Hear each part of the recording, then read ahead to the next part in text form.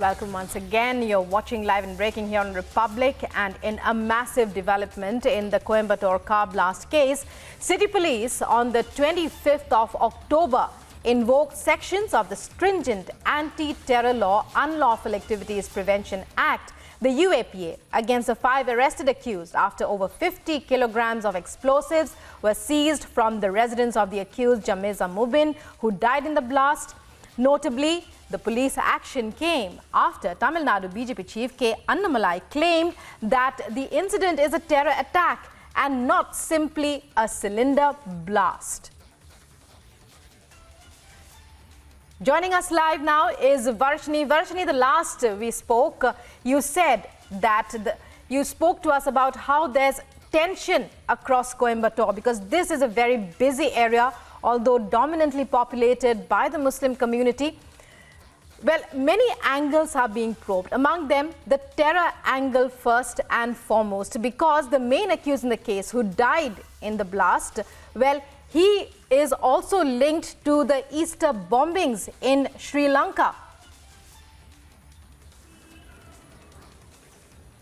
Well, Rukma, definitely, yes. Jamesha Mubin, you are speaking about the one who died in the cylinder blast in the car, who was responsible majorly for this huge, terror attack that has taken place in Coimbatore. Right now, we are at his residence, which has been locked by the Coimbatore City Police. And this is a, kind of a house that is on the terrace, which is secluded. And you can see that the doors are locked. The police have completely locked the house and nobody can enter this area. And you can see that most of the things have been dragged out of the house and it has been put out after investigation has been taken place here in the past 2 days after the blast happened in Coimbatore. But what is very, very important to note is that there are some, remains of these chemical substances. We could, even call it as toxic substances, the explosive remains of the explosives that were found by the police also on the terrace. We can see a lot of these chemical substances on the terrace floor. You can very clearly take a closer look. I would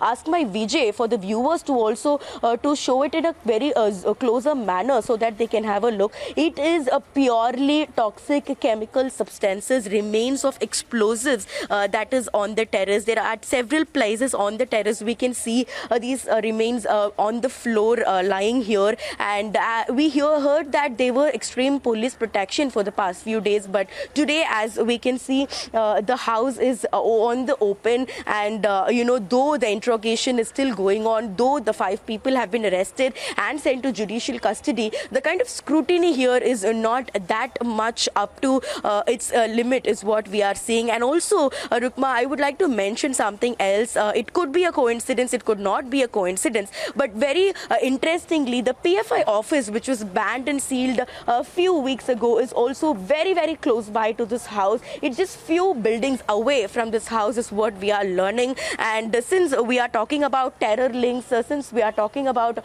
a lot of big issues that happened in the past, big terror attacks that happened in the past could have been linked to Jamesha Mubin and the 5 people who've been arrested yesterday. The PFI office also is very close by. This could also be seen as a very big coincidence in this case. And as we also spoke about how this is a dense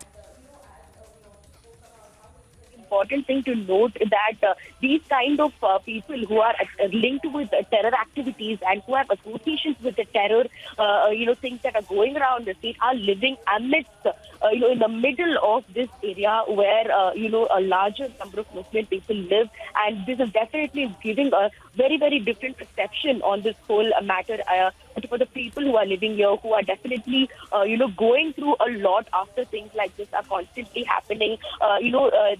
Constantly happening. The mindset of the people, as we spoke, is definitely changed. They have a fear. They have living with fear that anytime anything bad could happen, and they are definitely upset. The perspective with which the others look at them has also totally changed, and it is very startling to see that in a properly, residential area, how in the middle of a normal livelihood, a person in this kind of a house could involve in terror activity. Or if only here, where else could these kind of things happen? If the intelligence who have been surveilling all these 6 people for more than 3-4 years have failed to figure out, to identify this kind of an attack and prevent it from happening, how else could we move forward and live peacefully is the biggest question that is raising here in the minds of the people in the town hall area of Coimbatore district. Right, Varshini, many reports suggest that Jamesha Mubin was self-radicalized. There are some reports that suggest that. And now there are links emerging to various bombing incidents and others. What are you hearing? What are the police saying? Are they giving out any indications that he was linked to any particular outfit? As we talk about Jamesha Mubin, the police has not yet, given a proper identity attached to it, if he was attached to any outfit or not. But in 2019, during the Easter bombings that took place, he was taken under the police custody, and he was even interrogated. He was under a part of the investigation. Though there has not been any proper FIR that has been, attached, or any FIR that has been filed under his name, but he was brought into under investigation for several times during 2019, and we also hear from local police sources that several other times also he was constantly being brought in for investigation. So it was not that only time. So from 2019 to 2022, in the past 3 years, we see that several times Jamesha Mubin was always under the scanner by the police, in spite of constantly being under interrogation, in spite of constantly being under police surveillance. How can this kind of an attack be planned and executed by just 5 people is what is raising so many questions here, as I already mentioned. And since we saw the CCTV footage where these 5 people were dragging those a big gunny bag, a big sack full of questionable things, and maybe when they were taking out these bag, these explosives could have fallen out, or maybe these remains of explosive that we are seeing here lying on the floor is definitely shocking, and it's scary. And if at all that something like this could happen inside of a normal neighborhood, it's definitely a big threat to the people who are living in this society, is what we feel from here. Many thanks, Varshini, for joining us there.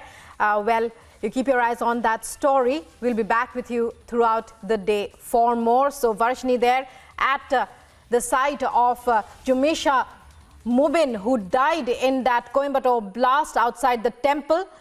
And as of now, as far as reports are concerned, the UAPA has been invoked in the case. So many questions are rising, as Varshini said, and we'll be updating you on all the events as they happen.